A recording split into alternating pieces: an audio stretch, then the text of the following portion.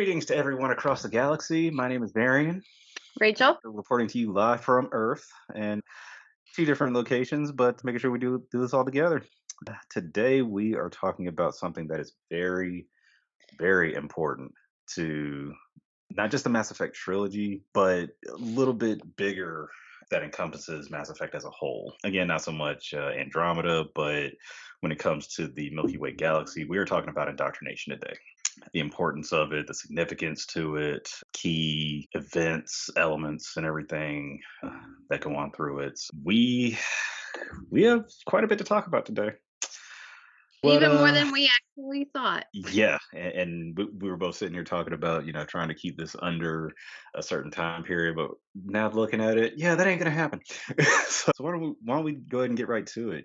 What is indoctrination? So, indoctrination, because this is a big thing, like you said, throughout the entire game. And there is stuff that even I didn't know because I don't read the novels and stuff like Varian does. So, Varian actually has some information that is maybe not known to a lot of people because I didn't know it until he actually explained it to me. Mhm. But indoctrination is the term used for the brainwashing effect that the Reapers and their technology have on organic beings. A signal or energy field surrounds the Reaper, which influences the minds of any organic individual in range. It was first reported to Commander Shepard on Eden Prime. The people that told him about it, him or her, told them about it, is that there was a horrible noise that emanated from Sovereign as Sovereign was descending on Eden Prime. Matriarch Benezia even mentions that Sovereign's interior can indoctrinate as well. The strange angles of the room are confusing and make you uncertain of yourself.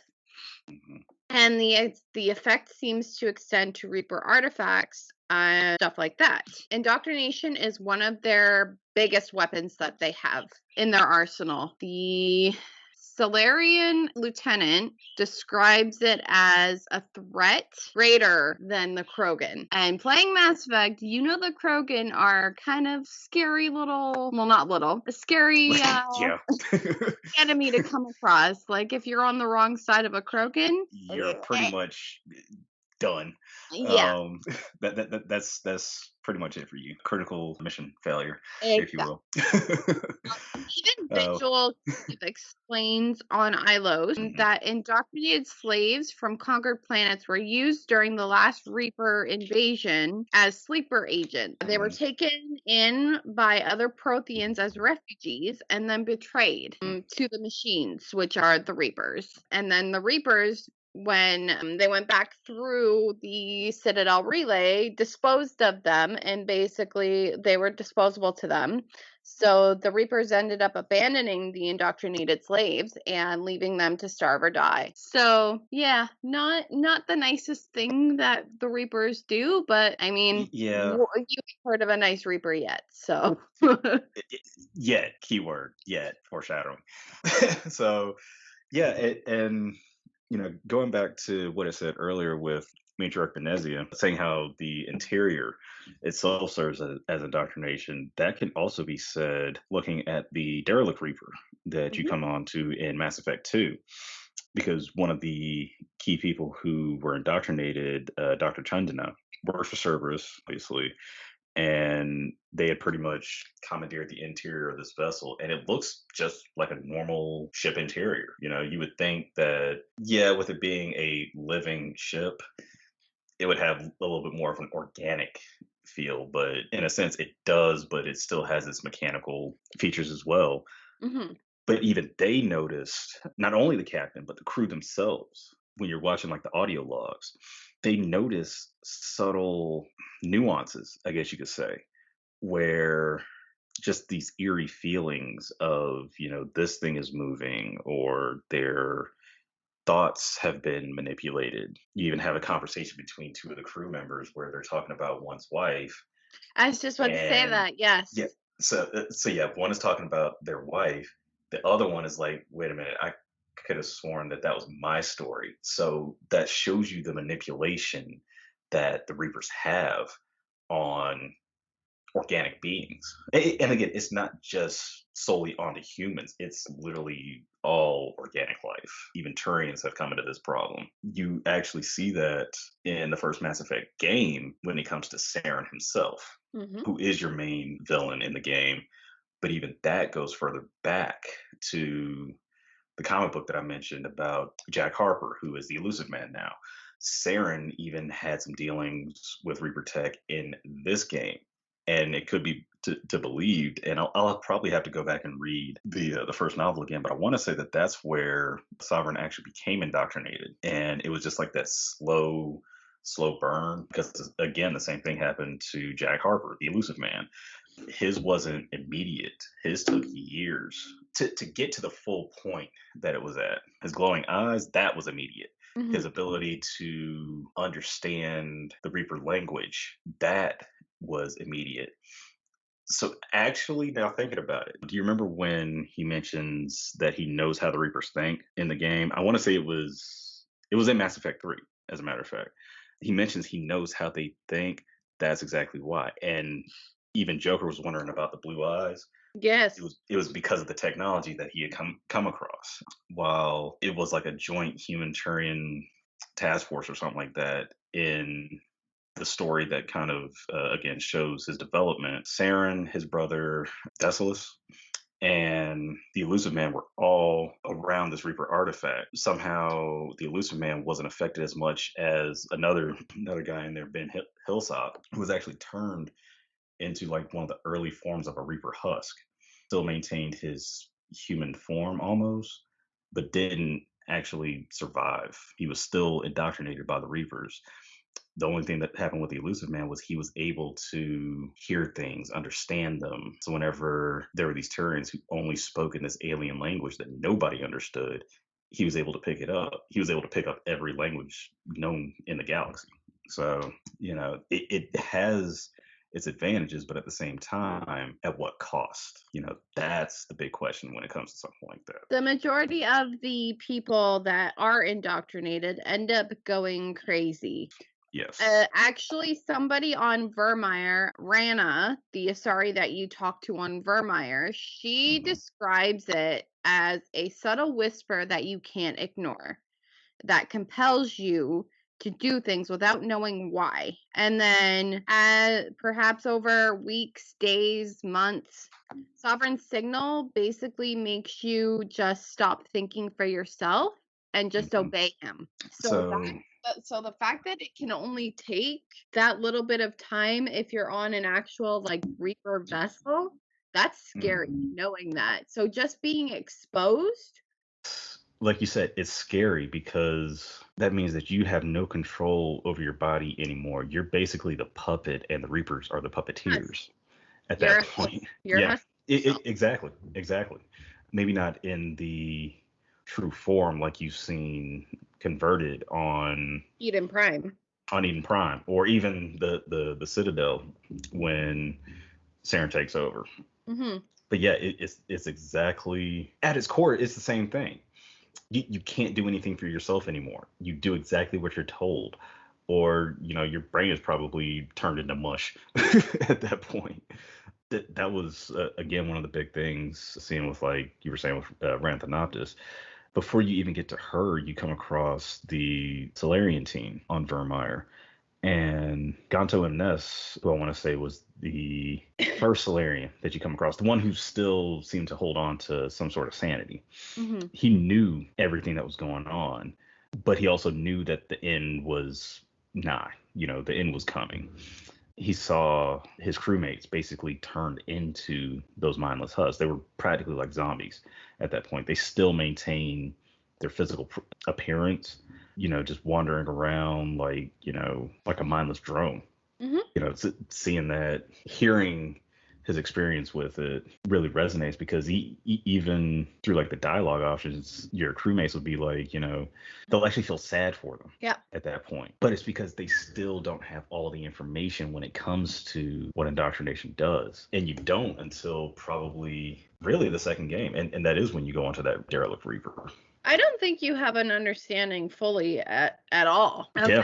how far indoctrination goes. Like Hmm. You playing the game numerous times, even Hmm. like me and you have played this game millions of times. And Yes. I can say millions and mean it because we Yeah. played it that much. Even playing it those millions of times, it's like you still pick up on these little subtle things that you don't pick up on any of Hmm. the first time you played. So Hmm. you actually really, when you've played it a million times, you start to see the differences. You see the stuff that kind of comes up where you're like, that's where he really is. Like, you Yep. start noticing the changes in Sovereign, or fuck, I keep calling Saren Sovereign. Yeah. When you see Saren, you Hmm. start to see the subtle changes, and you see him continue to try to fight it until the very end. Yes. Because there's a point in time where he even says, "It's too late for me, but you can do this." Yes. Because he like you have a way of being like at the very end of the game where he's like, you might be right, but it's too late for me. There's nothing I can do because I'm too far gone. And Benezia even has those moments when you're with her on Noveria. She has those moments where she snaps out of it, Right. and then so like there are ways to fight the indoctrination, but it's very hard. And having that ability, you Because have to be very strong-minded to have that ability in general. strong, like strong-willed, almost. Yeah. Yes. Because actually, going to what you're saying, she was able to fight it for just that time for you to get the explanations and everything to find a new relay to stop Saren, which again that all has to do with the Reapers, the indoctrination, everything, because without her breaking out of that, you wouldn't have gotten the information that you needed. Definitely not. And even still going to the Rachni, which is who they were experimenting on. All the while, it has me wondering now, because I don't think they actually said it. Was anybody indoctrinated on Peak 15? That now has me questioning that. Because if everybody was working under her, under Saren, that's a good question slash explanation. If we can ever find that out from somebody, I that would be don't interesting. think they were indoctrinated. I just think they were hostile against you when you Hmm. first showed up.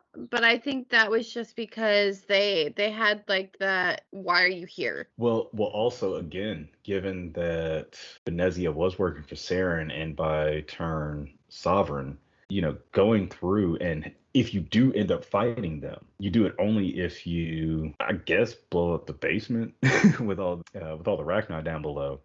That's when they actually charge against you.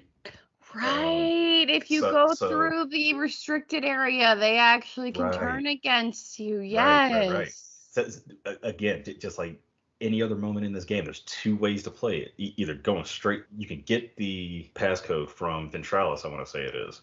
Go down to the basement, do what you do there, and then when you go back up, he's no longer in that room. No. He and the rest of everybody are in there ready to fight you, and it's because they are taking orders from Benezia, who again in turn is taking orders from Sovereign. So There's a it's part with probably the Asari in the when you have to go yes. in The to get that medical stuff for the mhm. in the med bay. She's a sleeper agent, so chances Yes. are she was also indoctrinated. So I think that there was indoctrinated forces on Peak 15. You're right. Yes, yes. It's one of those once you start asking the questions, see it's almost starting to sound like a conspiracy theory within Mass Effect. That's what Mass Effect is. Like that's It that's really the is. whole thing about the indoctrination in general. The Hmm. indoctrination is such a big thing through all three games because Hmm. it can happen to anybody. Right.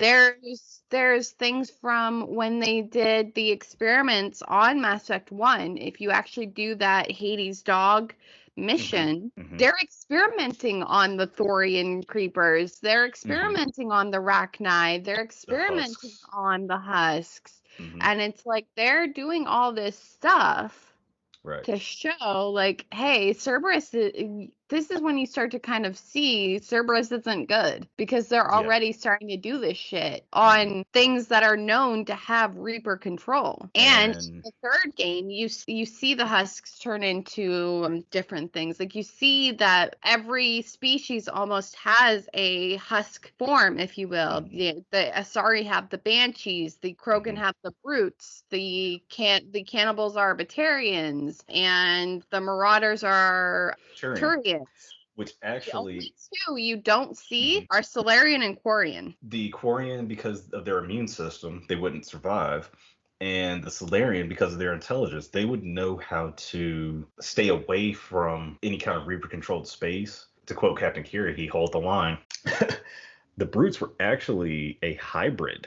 A lot A of people didn't know. Turian and the Krogan. Right. When you look at the head, it has the head of a Turian Yep. and the body of this oversized beast. So yeah, the Krogan does make sense. And then you also have the Rachni ones as well. Yes. Yes. Ravengers. Yes, the ones that shoot blasts and everything and have the pockets of The ew. Swarmers or whatever.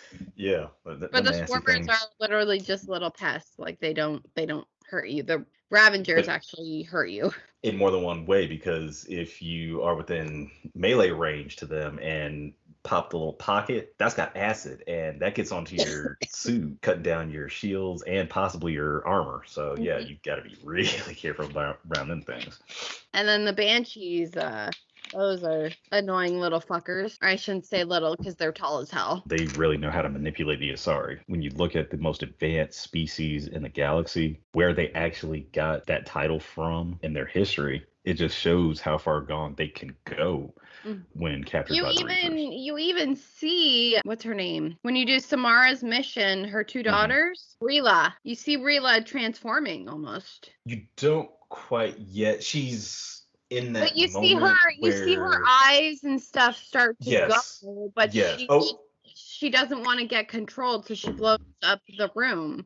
right. The Banshee's in it, but you see the Banshee literally like face to face, like grab her, and she sets off the thing. But you see them taking the control over her, which is kind of neat to see that happening like that. And like we said in the last one too, when you bring Morinth, she turns into a banshee on Earth. You know what happens to so many because of the Reaper control is like Shepard even asks when you're on the ship after Mars, after you've been debriefed by Admiral Hackett. It's that moment, and I think that we brought it up again earlier with Liara. Said, we've gotten all this information, I've transferred it over to Hackett, this, that, or whatever. And she's like, are we ready to do, whatever? And Shepard's like, I've seen what these things can do firsthand. How are we supposed to stop that? It's that moment of doubt. That's within like the first hour or so of the game. Within the first 2 hours, yeah.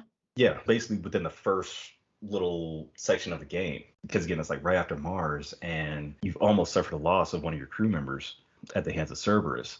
And then seeing what they're doing, seeing what they've become, seeing what they're using, now it shows that you're not just facing a Reaper threat, you're facing Cerberus, and in turn, really a little bit of each, at the same time. So, how are you actually going to deal with this? But yeah, going back to again, like with Saren and how he became what he did, the elusive man, even Saren's own brother, all three of them were literally in the same room at one point for extended periods of time, obviously, during the Battle of Shang-Chi, First Contact War. There was a lot more of that went on than most people would know, even more than I knew at the time. But just recently, again, I'd read about it. General Williams, who, go figure, is actually Williams' grandfather.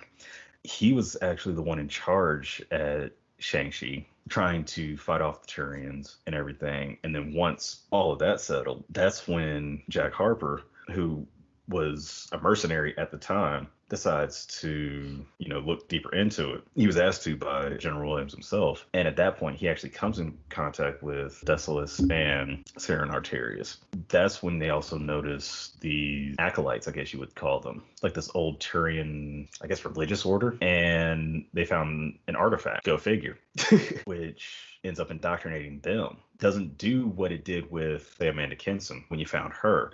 It turned them completely into Turian husks. Not like your marauders, but just like complete docile, yeah, just like these regular acolytes, I guess you could say, who just do what the voices in their head tell them to do. But at the same time, Decius had a little bit of control over them because he was their leader. And you actually see some hesitation coming from Saren himself with this because even he's not sure about it. But in the end, again, if it wasn't for this situation, what happened there and what happened in Mass Effect Revelation, the book that actually introduces you to his story, to Saren. I want to say he was Lieutenant Anderson at the time, and their connection. It really set the stage for what would become probably one of the best written villains in video games and probably in media in general. So yeah, you really do get to see how he becomes this indoctrinated servant of the Reapers and how that gradually progresses over the course of Mass Effect. There's even a part where on Vermeer where Saren kind of believes that Sovereign would let him go at the end of it because he needed his mind intact to find the conduit.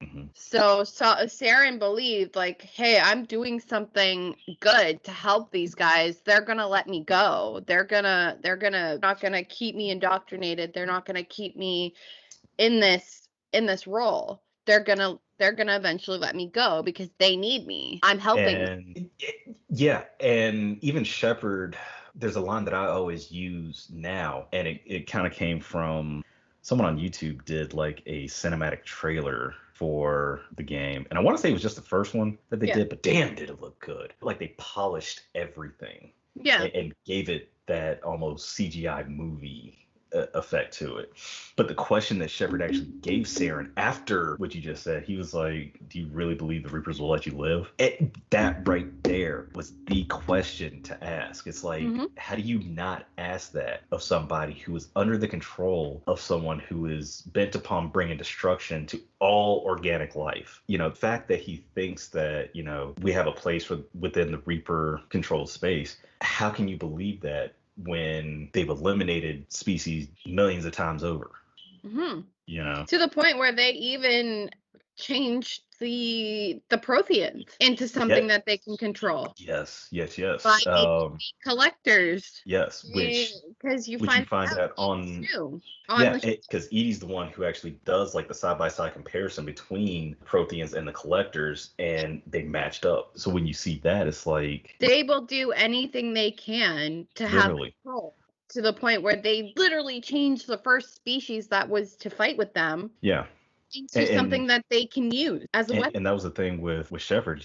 You think somebody would have picked up on this by now, but Edie still explains like nobody has ever been able to study a collector this much data. So the fact that they found that was a breakthrough in itself. But again, it was just one of those cases where no matter what they were, you had to defeat the collectors in the end. So in that case, yeah, you ended up with another Reaper husk, if you think about it. Collectors being, you know, former Protheans. So I mean, like, they really say that they don't discriminate because again, you didn't see any Solarian or Quarian. They were able to control the Geth. Right. So the Geth is the alternate to the Quarians. Right. Even though the Quarians were the ones that created them, the Reapers were able to, and really, if you think about it, is doing it with every species, but reprogramming them to do their bidding. But yeah, just the fact that they had so many like actual names that you could look at, because again, you had both Saren and his brother. You had Matriarch Benezia, who was under Saren himself. Paul Grayson, who was a prominent name that you actually hear about in Mass Effect 3 twice, as a matter of fact, because you hear it from Admiral Anderson now, and you hear it from, I want to say, one of the Cerberus scientists, because I don't think the Elusive Man mentions him himself, but it's one of the scientists talking to the Elusive Man. But they were looking at all that with how to control their troops. You see it with Shiala, who was actually an acolyte, I'd say, of Matriarch Benezia. But Saren ends up giving her to the Thorian, of all things, which that was an entire entity amongst itself and what it was able to do. Because that one was under, what was the name of their colony? Zeus-Ho on Pharos? Yes. Okay, yeah. So that was a case where, and I'm not sure, was the Thorian actually controlled by the Reapers, or was that its own thing? Maybe both. I'd like to say so, because you had all the signs that maybe it was controlled by the Reapers, but at the same time, because the Thorian was controlling the people in Zeus-Ho. Yes, yeah. So it didn't matter. It had Reaper-like tendencies. Yes. in order, like, it had its own indoctrination because it had these So, reapers as well. right. So I feel like it had reaper tendencies because it was able to do things that reapers do. Well, now thinking about it, because They it had was their own it it, tusks it and was was native. able Yes, to control. the Thorian creepers. Yeah. Now listening to the law when you come across that VI that the Krogan was trying to access. Yes. Still one of my favorite scenes. Tell me what I want, or I'll blast your virtual ass into actual dust. I never get tired of that. And I always show that to you whenever I play. The information that he was trying to get was on the Thorian. And what you find out is that it had unique mind control capabilities. So given that in particular, the unique part makes me think that while it might have had some Reaper influence, it also might have had all those on its own. Because again, when you look at everybody who was living right above it, like directly above it, you find out once that thing is gone, assuming that you save everybody, because you Hmm. can either wipe them out or leave it 50-50. I think I've done all I three kill the now. fuckers. I kill the fuckers. Yeah, yeah. It's I'm more fun usually that way. I'm usually the one that saves them because, well, it helps in Mass Effect 3 Yeah, I because don't. at that point, yeah, I figured. So you probably get a different email than I do in Mass Effect 3. Just the fact that it's down there, you're having to take it down. But even Shiala, who was the Asari that you first meet that comes out of the Thorian, she was still able to communicate through that, Hmm. and you still end up having to fight her at every level of trying to get to the top. Fight an Asari clone. Yeah, but essentially it's her. It's Yeah. basically taking her DNA, turning it into that accelerated process and all that. But anyway, the fact that she was there, once you free her, she gives you basically the rundown of everything. And depending on if you spoke to Benezia first or do this one first and then speak to Benezia will depend on like some of the dialogue and everything. I Uh, usually do Pharaoh's first. Okay. I've done both, and I think that usually doing Pharaoh's first does give you that little bit of information. But yeah, for the most part, like seeing again, like how she not only was able to hold on to what little bit of sanity that she had at the time, the fact that Saren gave her willingly to the Thorian, she did it as a way to serve him, not knowing the consequences of that. By that point, it's almost like, yeah, she did kind of regret what happens and she wants to make amends and help the colonists survive, or if you go full renegade you can pretty much put it into it right there.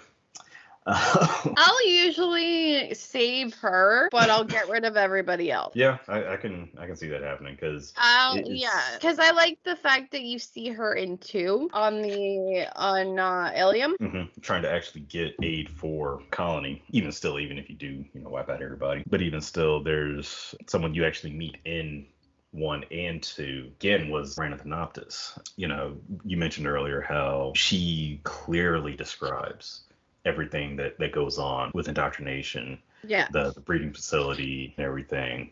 So it's like you meet her again in Mass Effect 2 on Corliss, where you're trying to recruit the Krogan. Little do you know, and little really does anybody know, that she is still showing subtle signs of indoctrination. You don't see it fully until it's, I guess you would call it off screen on Mass Effect 3, because you get one of the Alliance news reports that she was captured, interrogated, and I want to say committed suicide within the interrogation room. I don't know if that was Where in where do you see her? on 3 you don't.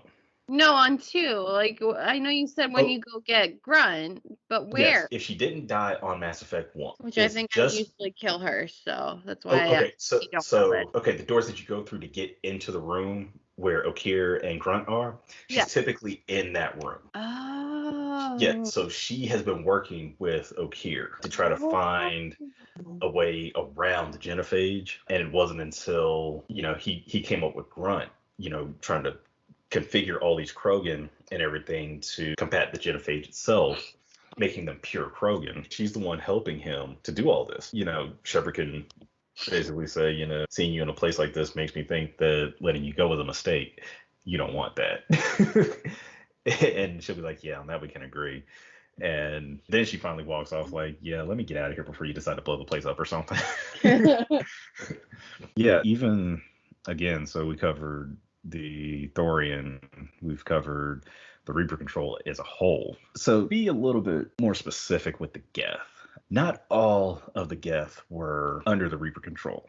There were actually some who fought it, who decided that they were going to maybe not necessarily fight the Reapers, but not follow them, separate themselves to where they weren't under their control. So what you saw in Mass Effect, they say, was just a small pocket of Geth. The heretics themselves were just a fraction of the Geth that were under Saren's control, who again were under Reaper control.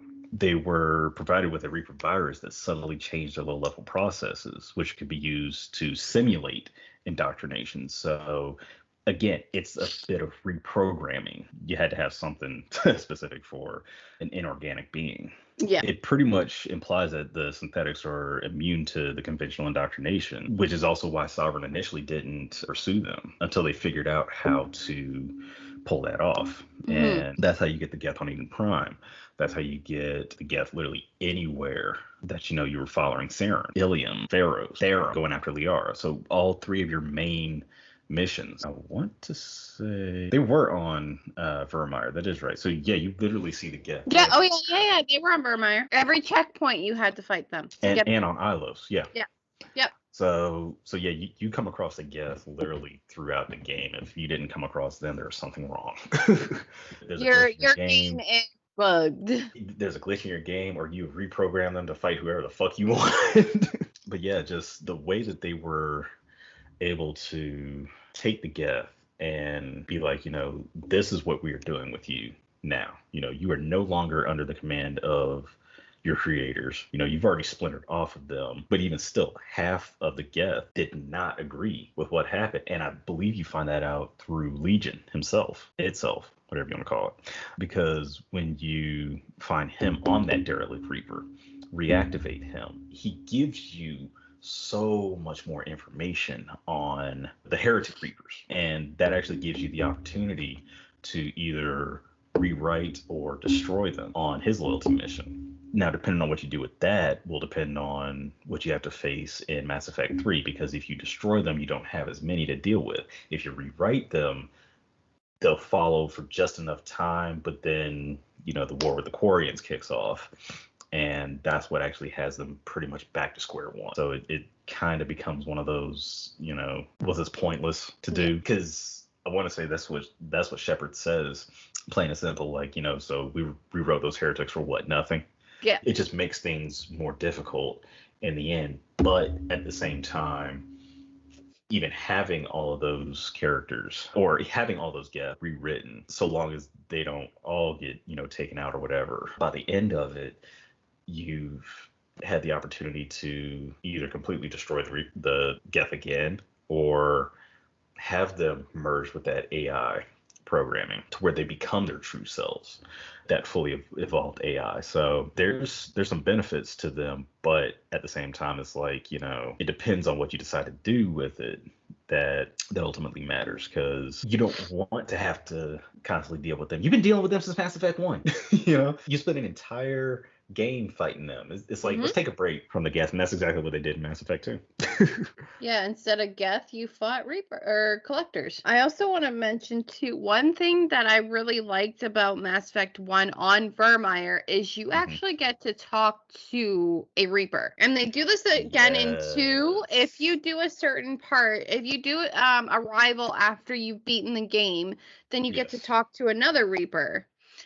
So I like the fact that they add these little things, but this is one of my favorite things in Mass Effect is actually having that conversation with Sovereign. And these are direct quotes from what Sovereign says during your conversation. He goes, and hold on, this is also repeated by Legion when you're speaking to him. So this, one of the direct quotes that I really like is there's 2 of them that stick out to me. We impose order on chaos of organic evolution. You exist because we allow it. You will end because we demand it. That pretty much makes them sound like gods, which is exactly why when you look at it, that's what the Geth saw them as. we're machines, they're machines. We have that much in common. They are above us, so why don't we treat them as such? And that was even a case that I want to say it was on Vermeer, where in that conversation that Shepard and Saren are having, Shepard mentioned, or excuse me, Saren mentions that the guests see the Reapers as gods, I believe and the Reapers, he mentions it somewhere. Yes. the Reapers are actually insulted by this. Hmm. That they're like, we're not gods. We are what we are. Hmm. We are going to do what we want to do. We are going to control who we want to control.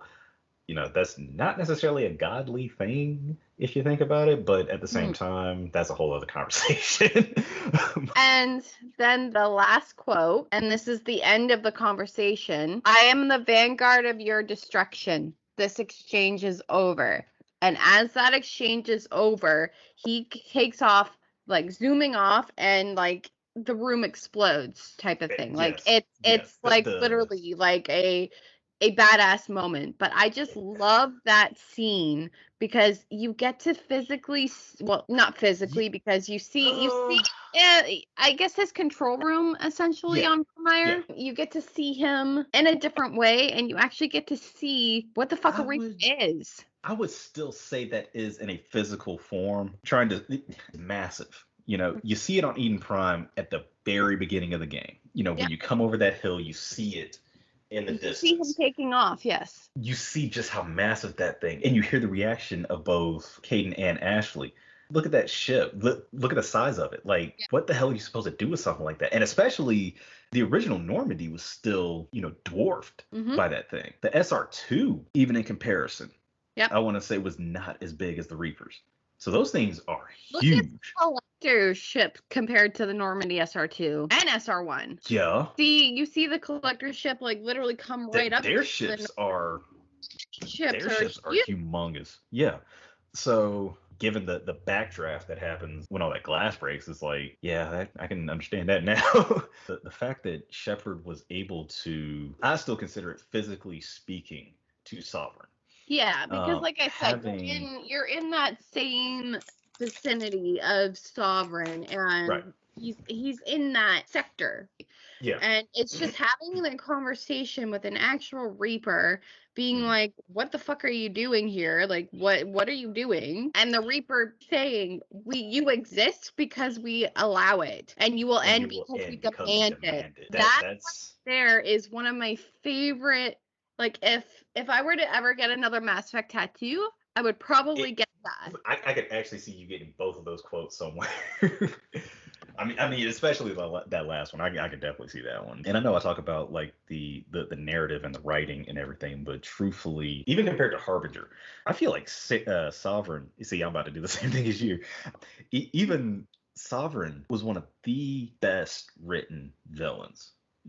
Even though it had a short time, it served its purpose as a whole. And just alone, it's crazy too because that conversation alone, having that like It 2-3 minute conversation opened speaks up volumes. It so much. speaks Exactly. volumes. Because again, that's one of those things that it will have you looking up so much more when it comes to the entire franchise, if you want to put it that way. If you don't read the books and you do read the wiki, you see some of the threads that kind of pull together. Everything is just so connected in one way or another, and it's like hearing a conversation like that also does kind of go into when you go to Thessia and you see the pattern of extinction throughout the cycles. So like every 50,000 years it's literally the same, but at the same time it has its subtle uniqueness, its subtle differences. Because every And species does something different. right. And in turn, that's kind of the whole thing as far as the weapon that you're trying to use to fight the Reapers in Mass Effect 3. It's been built again for generations, for millennia. And it isn't until you get to Mass Effect 3 that it's finally built and able to once and for all stop the Reapers one way or another. And even Javik, when you share your memory with him, like Mm-hmm. when he grabs a hold of you and he sees what you saw, he's Mm-hmm. like, Why didn't you heed our warnings? Why didn't you guys do anything? Yeah, exactly. And that You was could have stopped this. So that I don't like Javik, but I like that part. Like I like that scene with him. and his character is one of those, yes, he serves a purpose and he may not be the most likable, but when you do get into like those conversations and everything still with him, even right to the end where you can have him like looking at his shard, really from the beginning you see the similarities between he and Shepard, Hmm. how they are the avatar of that cycle, how they are the saviors of, whatever. Even though he didn't exactly succeed in that case because it happened regardless, at Hmm. the same time, you could say the same about Shepard's timeline. But Yeah. again, assuming that you did succeed in putting all your resources and everything together, putting together weapon and everything, it does make the success a little bit greater. Again, really part of the whole combating the Reapers. You mentioned Cerberus with the Hades dog in Mass Effect 1.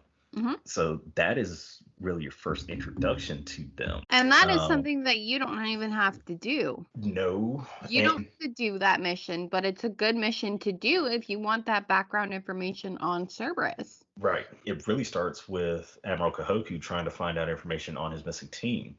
Lured to a planet with an Alliance distress beacon that was fabricated, if you will. So once you get that information back to Kahoku, he finds out that the group's name is Cerberus, who used to be part of the Alliance. They splintered off, became their own organization, and they were doing experiments on different planets. One in particular, you end up having to go into 3 different facilities, fighting off different enemies, from Thorian creepers to Rachni to, I want to say, Husk. Yeah.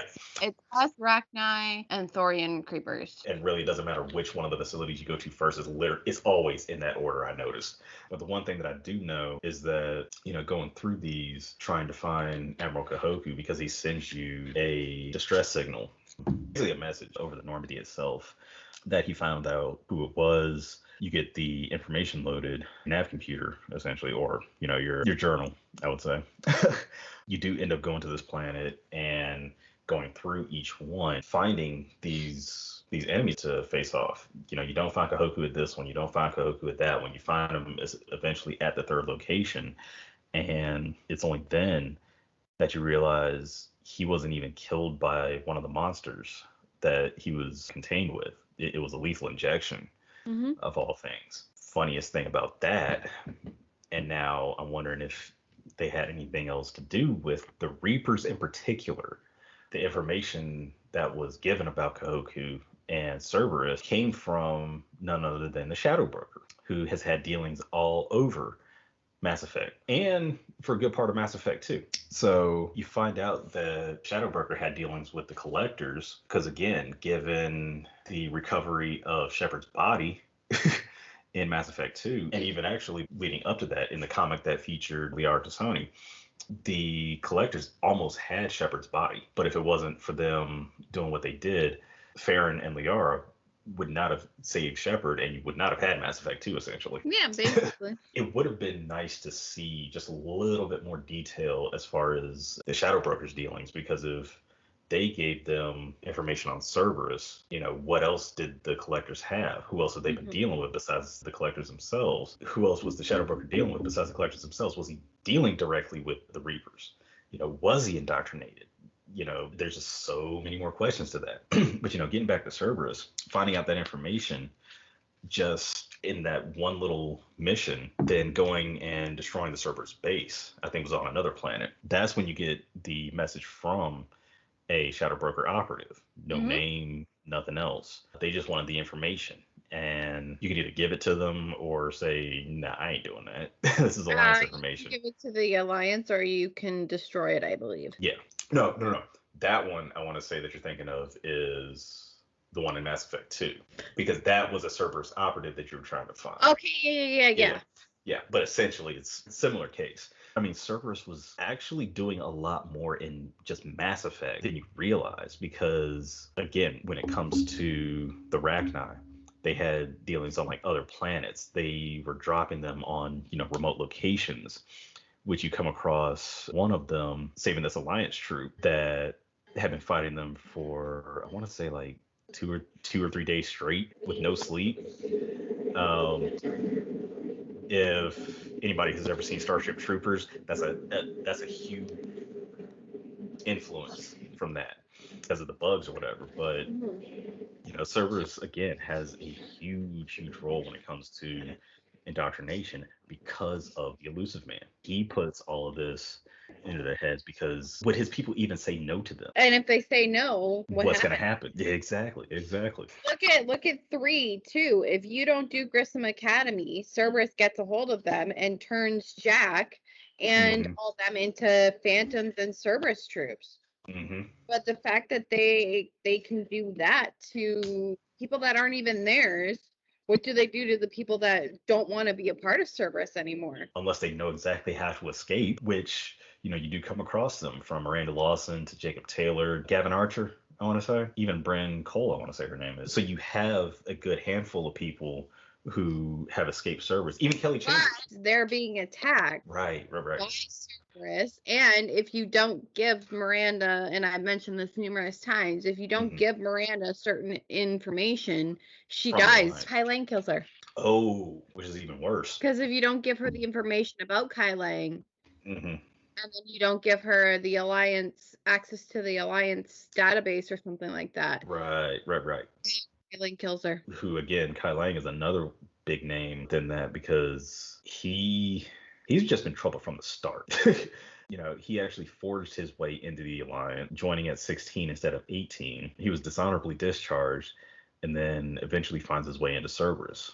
Ends up indoctrinated himself, if you look at it, because everything that the Elusive Man does revolves around Reaper He Tech. was actually a lieutenant and an N7 Marine. Hmm. Yes. So a lot in common with Shepard. They're practically two sides of the same coin when you look at it. You actually come across him when first time you do actually come across him, and I'm not even reading this, I'm remembering it. The third novel, Retribution, with Paul Grayson. This was another one that had Captain Anderson and Kaylee Sanders. Anderson knew Kai Lang almost before you mentioned his name in the debriefing after the fight on the Citadel. You have Anderson and Hackett there. So when you mentioned that, well, actually, I think it's Hackett mentions that they stop an assassin from getting to the Solarian counselor. You just hear Anderson go, Kai Lang. Like he knew exactly who it was. He knew what he was about. And he knew that he was just trouble. If you did not stop him, you were not going very far. Something I just actually looked up, and Mhm. I didn't know this. Mhm. If you don't have Thane, like if Thane died on 2, Yes. and Kirhi isn't there, because if Thane's not there, it's Major Kirhi. Yes. If you don't have either of them, or you don't speak to Thane before the coup attempt, he Mhm. actually assassinates the counselor. The Solarian counselor. Yeah, it says it right here. I didn't know that Oh. because I've always had Thane.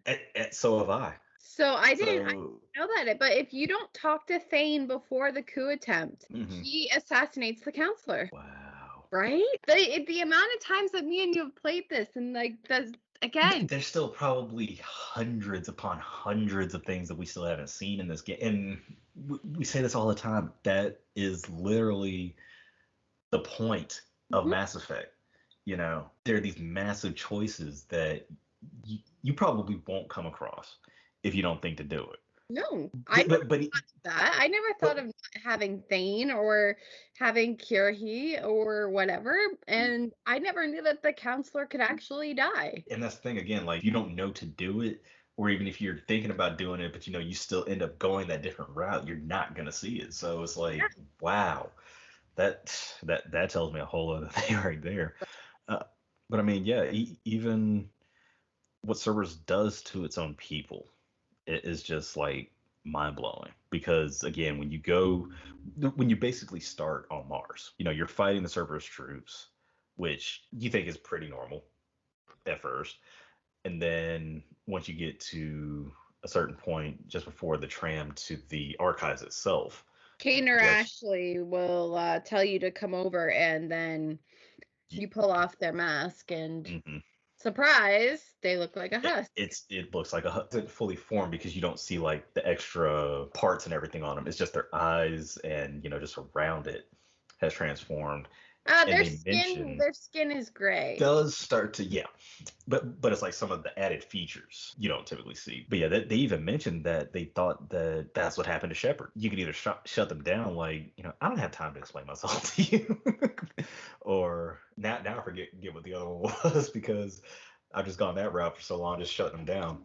But it makes sense that they would think that because of what what Cerberus is known for. You would think that something would happen to Shepard, but no, they just left Shepard as is Well, especially with until the you fact find out. that it's the fact that Cerberus rebuilt you. Yeah, The elusive man spent millions, billions on yeah. saving you. Why? So that begs the question, and I don't know if it was actually answered, but was Reaper used to reconstruct Shepard? Because if that's the case, Because he was maybe. already indoctrinated at that point. The elusive man. Oh yeah, yeah. Oh yeah. Elusive Man was indoctrinated all the way through Mass Effect, and he Oh, just wasn't there. But again, given the stories and how the Elusive Man had been easily indoctrinated for like the last 20 years, I want to say. yeah. So the fact that like the elusive man wants Shepard and wants Mm-hmm. to reconstruct him and Mm-hmm. basically keep him the way he is. Right. I mean, Miranda wanted to put like some sort of mind control in you, and the elusive man doesn't let her. But still, Right. it's kind of like, how come Shepard's scars glow? Shepard's eye color changes, The scars and everything actually expand the and deeper. they glow, Yes. Hmm. and your eyes glow. They just Yes. glow red. Is that a form of indoctrination? That is a very good question that we may have to look up.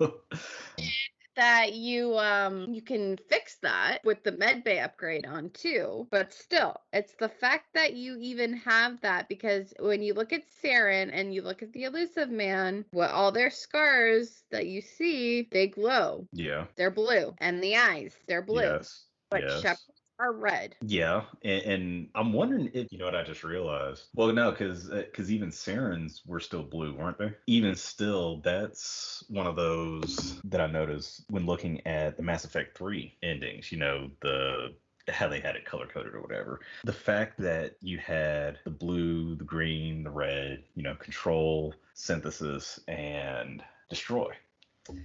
Each one of those, when you think about it, all makes sense. I'm not sure if I had said that in another episode or not, but when you look at it, all three of them make sense because number one, it does put an end to what the Reapers have done. Mm-hmm. Control will give Shepard basically autonomy within the Reapers. Shepard Mm-hmm. becomes a Reaper. I would say takes the place of Harbinger. In a way, yeah. If Harbinger isn't destroyed, basically goes under Shepard. Like Shepard is the one in charge now. Okay. I'm gonna skip synthesis real quick. Go to destroy. Because that would be the default option, I would say, or the likely scenario, given everything that happened. You destroy the Reapers, but at the same time, you destroy all synthetic life, which includes any Geth, actually includes Edie, Mm-hmm. which now is one of the hardest things for me because I still want to see Shepard go forward in a new game if it's possible. And, again, with them bringing the Legendary Edition, I keep hoping every time we talk about this that, they're going to either continue the story or have the character show up in some aspect or Like even I have like mentioned, like I mentioned before, Shepard's child. yeah, exactly. Yeah. Shepard's legacy continues. Yeah. The third option, actually, when you think about it, synthesis was brought up by none other than Saren, Mm-hmm. becoming one with organic and machines. So in the end, all three of them make sense. None of them are actually wrong. Mm-hmm. But even still, it's like, when you look back at it, synthesis does seem like the one to choose. Mm-hmm. Even though the destruction is like the canon version that would essentially keep Shepard alive, especially if you watch the credits. Synthesis brings everything to one, organics and machines working together in harmony. You still have Edie, you still have the Geth, everything is pretty much reprogrammed. Everything in the galaxy is working harmoniously. The fact that you get that is like, again, maybe Saren was right. And in the case of, him bringing that up, it wasn't in the right way, because what he was talking about was cohabitation with the Reapers. Yeah. So maybe even that splits off from control, because yeah, actually thinking about it, synthesis does kind of keep the Reapers around. They're just not violent as they used to be. It Mhm. puts a stop to everything that's happened. It helps them, I want to say, rebuild the mass relays after they're destroyed. So that could be something to see in a future game. Mhm. See how The endings of this game actually, carry over if yeah, they do. exactly. Exactly. So it has you looking at it like, maybe this was the right choice in the end. So, but yeah, like the way that there's just so many narratives within indoctrination itself that You start to even wonder if the Mhm, Mass Effect, or sorry, the Mass Effect crew, the Normandy crew in mhm, general mhm. are susceptible to it at all. See, Especially with the crew that gets abducted on 2 into the collector ship. okay. So I was actually going to mention that I'm thinking, the Mass Effect One crew, maybe not so much. Mass Effect Two, The yes, ones but that get even taken, the ones that get specifically the ones that get taken, even because they're before, on the collector ship. yes, but even before then, the fact that Edie, when you go back to Mass Effect, okay, and we mentioned her origin within, what was it, the Mass Effect Three crew, I want to say, Yeah. you find out that she's I think we've actually mentioned it numerous times where she's probably, yeah. the AI that you defeat on Luna. Yes, when Cerberus put it together, they combined her with Reaper code. So her being installed on the Normandy, how do we know that that's not something that's already affecting people? How do we know it's not already affecting Shepard, Mhm. Joker, Tally Garrus, Anyone anybody? of your team that was on the second ship. Yes, and even still, 'Cause it given goes that back it's to the Aces man being indoctrinated. yes. So he's going to be using Reaper technology on a whim, just at random, because you know he wasn't necessarily taking control of, but he found a way to use essentially what the Reapers gave him to his advantage. Yeah. But he still wants his mindset, that human dominance, to seriously move forward, Yep. which in itself can be a detriment. Which is why, again, going back to Mass Effect 3, the whole him trying to control things in his hands. No, that's not a good idea, because when looking at it, him trying to control the Reapers seems like he's going to try to use them to basically take over the entire galaxy and do things his way. Even going back to the collector ship at the end of Mass Effect 2, he wants to take control of Of the the collector ship. collector base, and Shepard's like, no, that ain't happening. Well, you can So actually give him the collector base, but yes, I you haven't, and I refuse to. but now that I'm playing that Renegade, I might have to just try it to see what it does, because that does have like a lot of questions attached to it. Now I'm like, maybe I might have to, just a little bit, just to see what happens. But yeah, seeing how everyone has reacted to all of that has just been like, yeah. I want to say that one of the last big things, because I mean, there's probably just two specific ones that we can mention left that I want to go over. One being Dr. Kenson, not necessarily tasked, but asked by Admiral Hackett, while you're still working for Cerberus, of all people.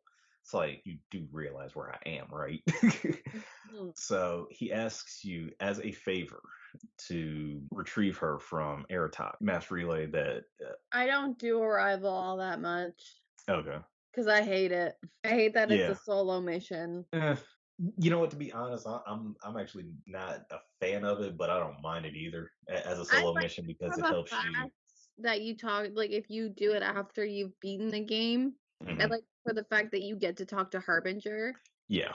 But I will say, I wish that with the Reapers, I wish Hmm. Sovereign had a bigger role than Harbinger, because I felt like Sovereign So yeah, scarier yeah, than Harbinger. more intimidating. Yes. Yeah. Harbinger's talk doesn't leave you the same way that your talk on Vermeer with Sovereign I did. got chills with Yeah. Sovereign. I'm gonna say that right there. Just talking about that one quote where he specifically says that you exist because we allow it and you end because we demand it. Yeah. That right there, that line, just even mentioning that gives me chills. Yes. Like, I wish that in a way Sovereign somehow didn't get defeated in the first game and he was like combined with Harbinger. I feel like that would have been like Or the ultimate thing. yeah, again, I think it was just the way that Sovereign was written, because even in Revelation, when you're first introduced to him, and what is initially the first introduction to Saren, Sovereign was asleep for most of that time, and it wasn't until Saren found him that Sovereign became basically the vanguard. He was left there to sleep as a sleeper agent, and once he was essentially brought to life, that was his opportunity to bring the Reapers from dark Mhm. space to be able to engage in their cycle of destruction. But I mean, even still, again, with Dr. Kenson, Hackett had no idea what was going on. He just knew that she was missing or captured and wanted Shepard to save her. Mhm. Well, that's a huge problem when you find out that not only does she have proof that the Reapers are coming, she has a countdown going for their A arrival. Reaper, she also has a Reaper artifact. The Reaper artifact was actually giving off the intervals, the pulses that the clock was actually keeping up with. So that's how they were able to tell how far away they were. Mhm. So it went from 2 days to like 2 hours, because Shepard was knocked out for most of that. You see it when you go into the room where Kenson had the artifact, Mhm. and Shepard is actually blasted by the artifact. So that in particular begs the question. And I know that we probably asked that before with Shepard's reconstruction, but at that point, was Shepard indoctrinated at that time? Because he was literally like, you're literally like this close to Right the artifact. there. Right Yes. there with that artifact. You're using that fucking thing as That a shield, there is no essentially. shielding. There's no shielding around the artifact itself. It is, like Shepard says, out in the open. How are you avoiding indoctrination with this thing just sitting here? Mhm. And then And you end like up, we said, like we've stated with indoctrination can take days, weeks, months. well, And they were all there for mhm, that time frame. They were all there for a while with that thing out in the open. And Shepard's literally, like I said, this fucking close to it. yeah. Shepard asked straight up, like, how you guys avoided indoctrination? And that was before he was even on the ship. Mhm. You were still on the shuttle at that point. And Shepard's like, how have you guys avoided indoctrination? And she's like, we take regular psyche valves, we do this, we do that.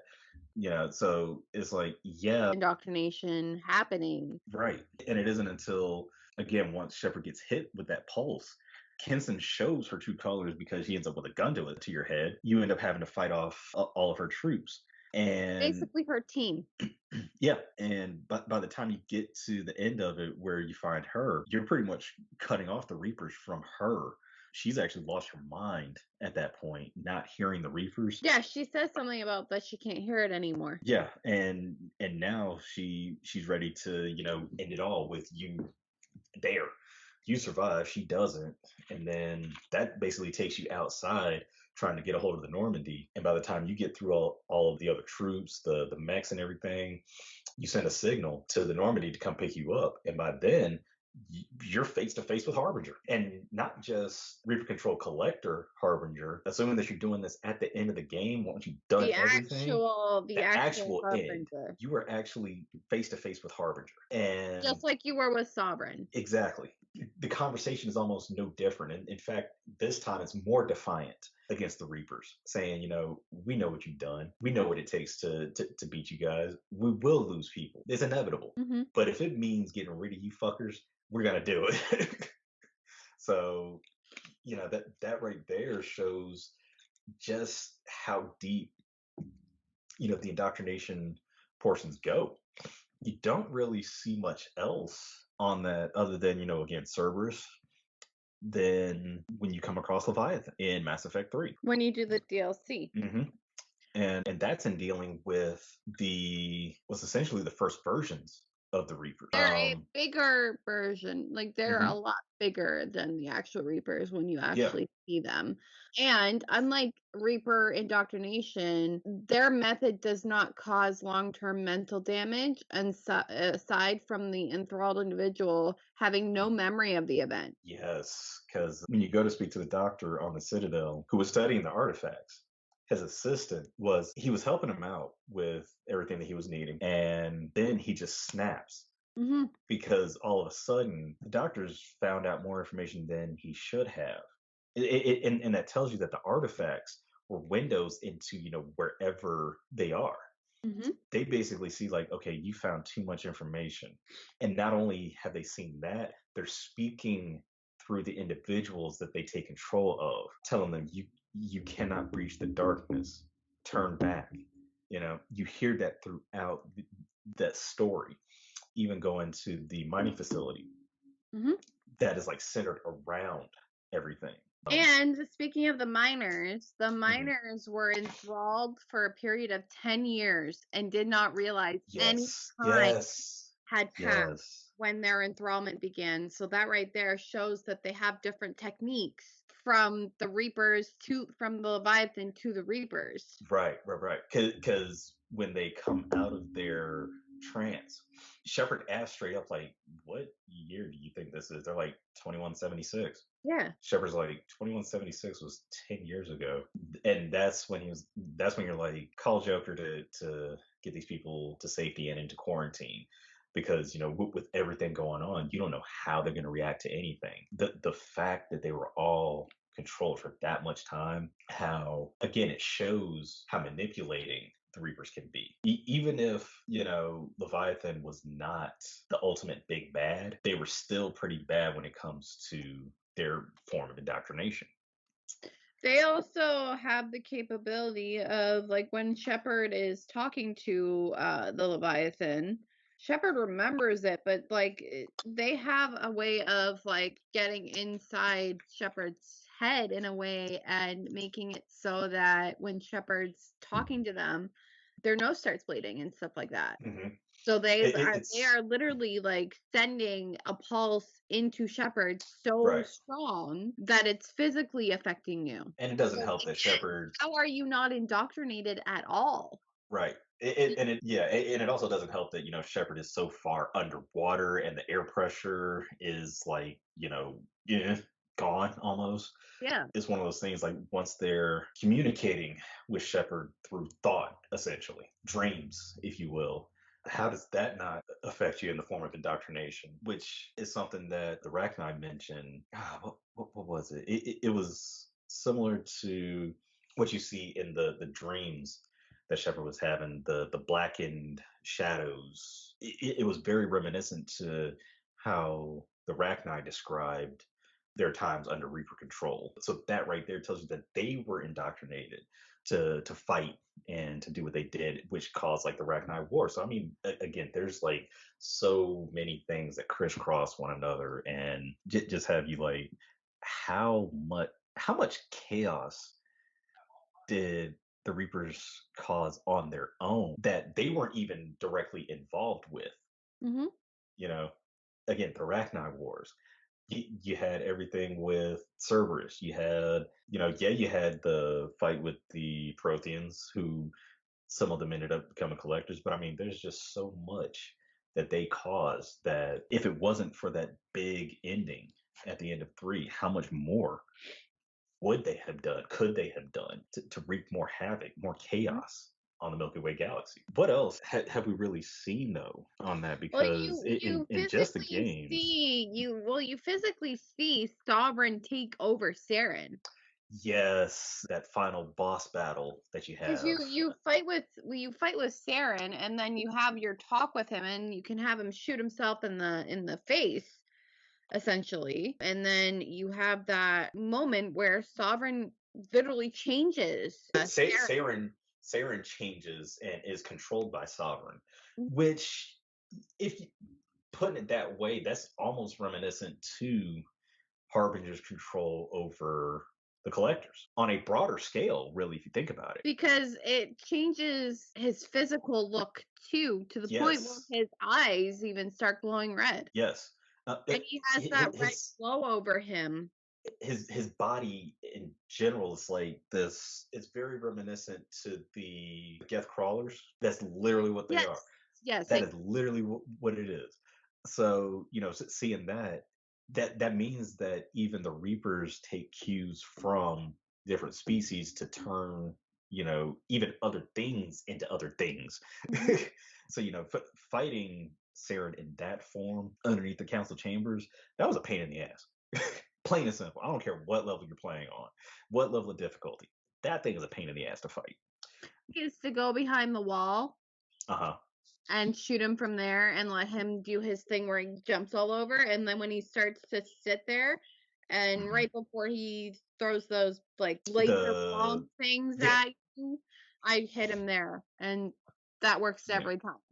But he still is annoying as fuck because he bounces every. Yes, and you can't keep up with that until he stops, and then you Exactly. could use, which is honestly why I usually bring the R, because her biotic powers you can use like a lift or pull, and it'll kind of freeze them in the air for a little bit, or put them in a kind of stasis almost that you can still attack them with, Hmm. but it slows their mobility. So that's the one thing that I like to bring her for. But that's pretty much about it, because most of my powers and everything I'm using a soldier anyway. But I mean, even with you being like a biotic, or a sentinel or anything having biotic and tech powers, those will go hand in hand to eliminate them. I Now, usually bring Caden and Tally. there you go. Yeah. So then that way you would have the biotic and tech powers I regardless. would have all three, yeah. Exactly. Yeah. The other thing with like Reaper controlled enemies would be, again, whenever you're fighting the collectors, because Harbinger always takes control of one of the soldiers at one point, even if it's just like your basic soldiers or the next step He takes up, he takes control more so of the generals. the ones that have like the biotic shield, I want to say. The barriers, Yeah, yes. yeah.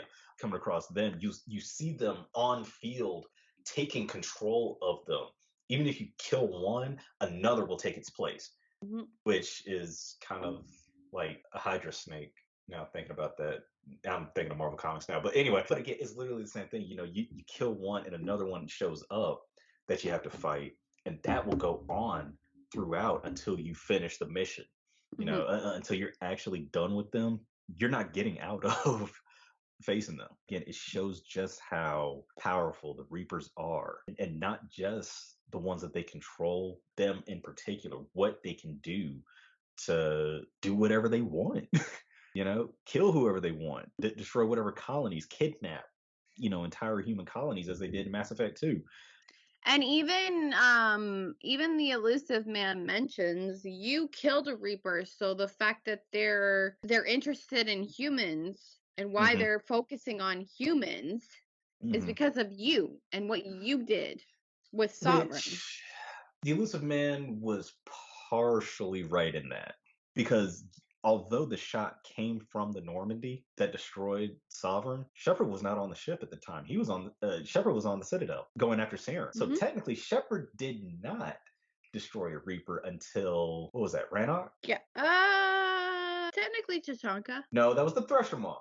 But you But activated the Thresher Maw. oh, okay, yeah, okay. So Shepard has had his hand in it, but Shepard physically talked to a Yes, Reaper.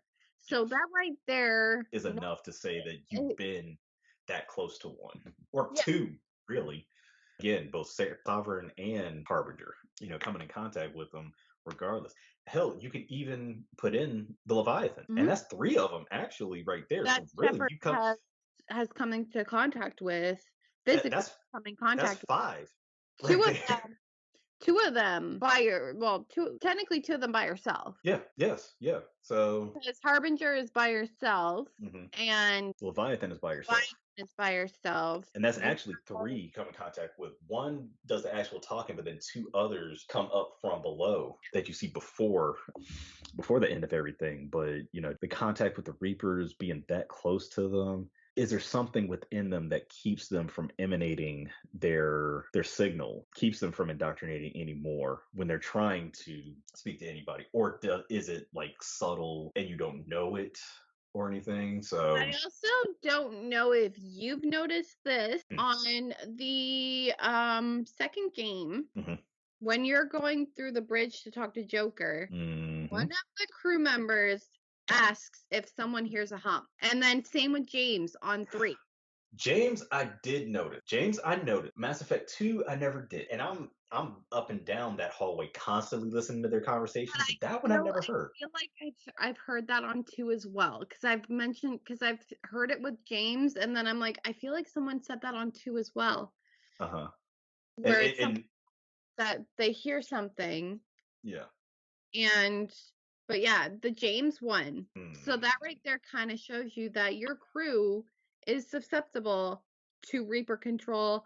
And the fact that in the third game, when you can control a Reaper, how can you Yeah. control a Reaper without having some sort of indoctrination? Right. And that's probably what made the elusive man think that he could do it. I mean, the elusive man at the end of 3 looks fucking insane. It that at this point now seeing myself how he had the glowing eyes, the ability to hear the different languages, not just the Reaper language, but even Asari.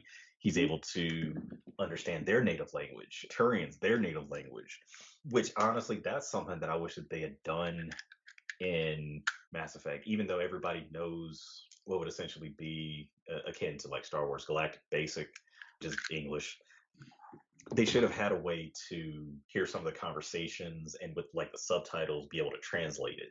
But that's something that we'll probably never hear. Although that would have been nice. Everything that the elusive man went through to become who he did and to have the power that he did, that he thought that he did, I should say, he figured that even after all this time, he's had all this within him to be able to do these things. Mhm. And it's really just his own ambitions that really keeps him from doing anything that he thinks that he can do because he just feels he's just got that much power, but he doesn't understand how little he actually has. And He I can was do just these about to say things. that he feels like he's very power hungry, but he doesn't actually have the power to take over. Right, He's right. not strong enough, whereas Shepard clearly is strong enough because Shepard has had all these conversations and stuff with actual Reapers, and no one else And can say that they have. not only the conversations he's had with the Reapers, but the beacons on Eden Prime, on Vermeer, all of that. Hell, the I would even say the artifact might have had something to do with that. Playing through some of the N7 side missions on Mass Effect 2, you actually come across another Prothean beacon Mhm. when playing that. And you see the same scene whenever Shepard came across one, or whenever Liara would tap into her vision or whatever to kind of see what was going on. You see that same scene. There was just so much more that Shepard had at the advantage than the Elusive Man ever would. Yeah. The Elusive Man only had what essentially the Reapers gave him. And even that wasn't something that I don't think they really wanted him to have. So they figured, he's got all this anyway. Why don't we just use it to our advantage?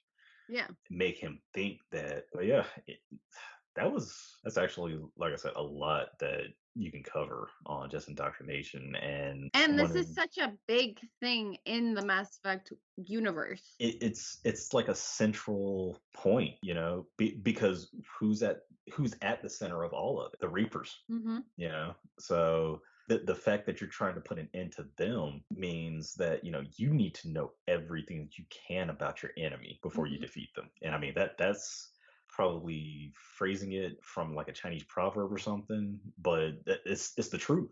Mhm. It's the truth. You have to know your enemy in order to defeat them, and that's what a lot of the characters throughout the course of the history of Mass Effect have done. Yeah.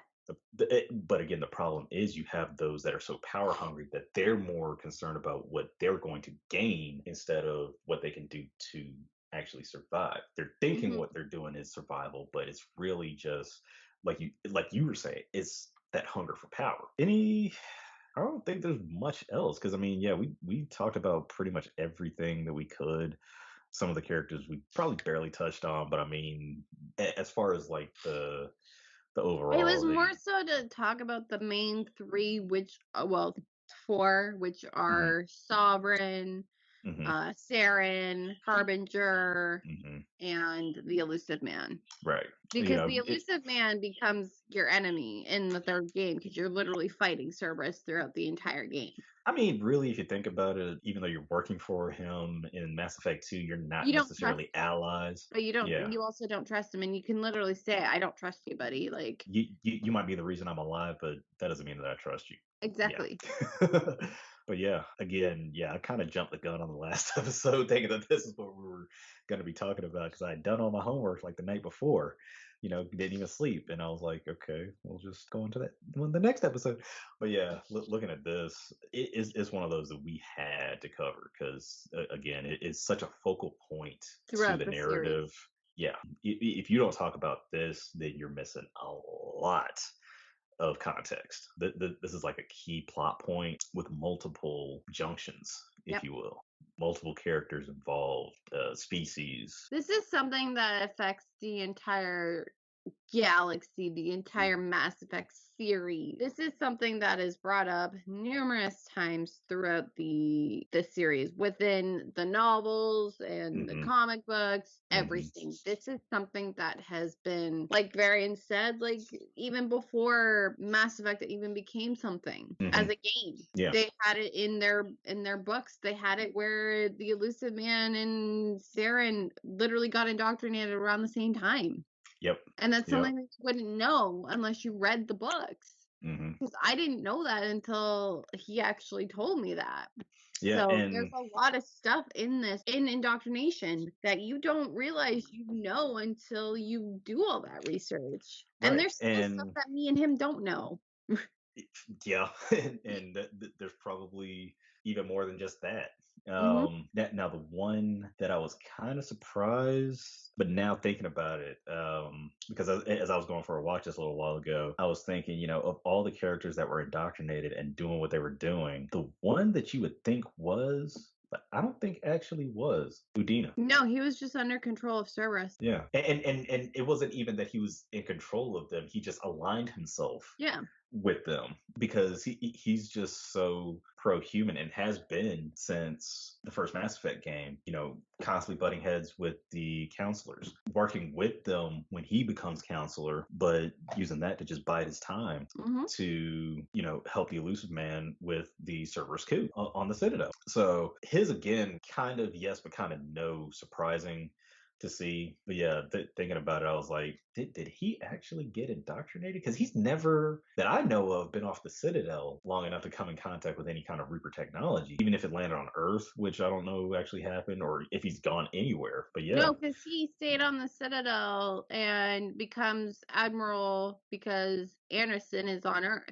Oh, counselor. He becomes counselor if you chose Anderson to become counselor. He becomes whatever, yeah. Yeah. That's just one of those that had me thinking, and I'm like, did he really? No, I guess he didn't. Yeah, I think we've pretty much gone over the mind control that is the Reapers and just their ability to do whatever they want to do to whomever they want to do it to. What do we have next coming up that you know of? We have quite a bit still that we can talk about. Like I said, we're going over a bunch of stuff, but I Hmm. believe the next episode we are doing is the missions of Mass Effect 1. Okay. The main missions. We will Yeah. talk about side missions on another episode, but Hmm. we're talking about the main missions. These are the missions that you start off with from Mass Effect 1. Yeah, thinking about that, you have like a good little bit before you even leave the Citadel. That's actually where that starts, your first visit. So yeah, we'll definitely get into all of that. I think we played enough of that to where we don't even have to go find anything on that. We should know how to pull Yeah, that like off. I was sitting here and I'm like, I don't even need to have like a wiki up. I know exactly what to Yeah, do, we, we, where to we, we do, can. where to go. Like I know the majority of that. It's the side missions that I would have to have Right. something up for. Right. But Yeah, we'll definitely keep everything together and try to bring this to you guys here soon. And it was a little bit of a stretch between episodes. Work going crazy for probably me more so, but yeah, both of us have just been, having our I fun. had some stuff happen last week that I was just not prepared Yeah. for, and it kind of took a toll on my mental health Yeah. for a little bit. So I needed the little bit of a break. We'll always make an episode or two here and there and always have something coming up. As long as you guys keep watching, we'll keep recording. And I mean, even if you're not watching, we'll still keep recording because we like doing this. Yeah. Yeah. So keep watching, keep listening, subscribe, share us to whoever. Again, you can find all of our information in our description on here on YouTube. We're on Anchor. As busy as I've been, I haven't been able to keep up with Facebook recently, and I've been trying to distance myself from it. But still trying to keep up on Twitter and everything. One we're active on, and like I'm extremely active on at least, is our Instagram. And Yeah. I post when we're editing. I post when we have a new episode out. Like Hmm. I post a lot of stuff on there. So Yeah. if you want to get into contact with us at all, Hmm. Instagram Also, probably the best way. yeah. Hopefully we'll be able to communicate through all facets of everything as well. But guys, definitely tune in, and we'll be back with more soon, guys. On that note, from all of us in the alliance, we wish you farewell, and I'll see you again next time. Bye.